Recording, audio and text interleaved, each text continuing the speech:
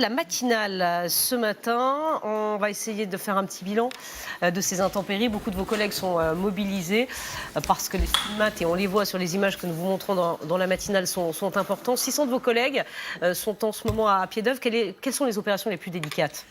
Maintenant que l'épisode d'intempéries est passé, on est sur une post-crise, c'est-à-dire qu'aujourd'hui, il y a eu des dégâts liés au vent. Vous pouvez avoir des éléments de construction qui sont en équilibre et qu'il va falloir déposer pour éviter que ça chute sur des gens. Vous allez avoir également des bâchages à faire parce qu'il y a des toitures qui ont été endommagées. Et puis vous allez avoir tout ce qui est lié aux inondations. On a vu dans les différents reportages effectivement que des caves étaient inondées. Donc après, c'est ce qu'on appelle faire de l'épuisement, c'est-à-dire il va falloir pomper, mettre des motopompes pour vider les caves, les parkings souterrains. Mais ça dure plusieurs jours. Ce sont des opérations qui peuvent durer plusieurs jours, plusieurs semaines. On est sur un chantier qui va durer plusieurs semaines, c'est sûr. Et les sinistrés, on les a vus effectivement, les personnes qui sont recueillies, que vous accompagnez certainement, par exemple dans ce théâtre près de Béziers. Est-ce que vous les prenez en charge? Comment sont-elles prises en charge une fois qu'elles ont tout perdu?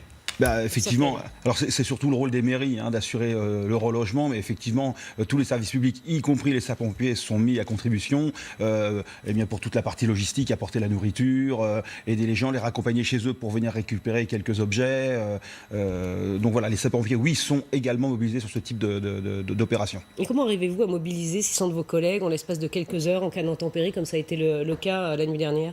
Là, clairement, on se rappelle les intempéries l'année dernière, au même endroit. Il y avait eu 14 décès, des centaines de blessés, des dégâts considérables également. Nous, chez les sapeurs-pompiers, on fait toujours ce qu'on appelle un rétex, un retour d'expérience. Là, en l'occurrence, on a une victime en urgence absolue, donc une victime grave, ce qui est bien moins qu'il y a un an. Donc, c'est peut-être lié aussi à la nature des intempéries qui étaient peut-être un peu moins violentes, mais quoique quand on voit les images, c'est assez terrible. Mais on a tiré les leçons, de cela. Les inondations de l'année dernière. Les inondations de l'année dernière.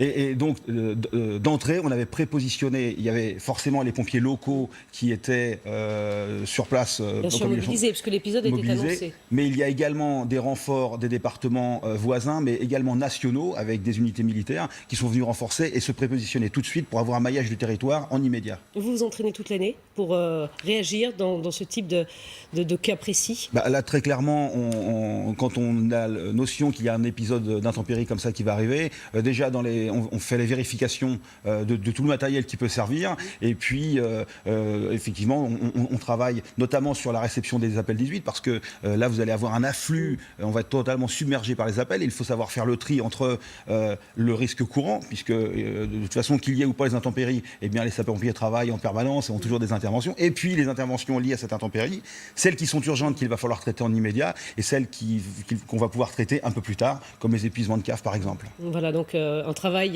permanent des sapeurs-pompiers. Vous vous entraînez. Vous êtes sur le pont en ce moment et ça va durer effectivement plusieurs jours. Le phénomène ne s'arrête pas là. La décrue a donc commencé, mais les interventions de vos collègues effectivement vont continuer pendant plusieurs jours et pendant plusieurs semaines. Merci.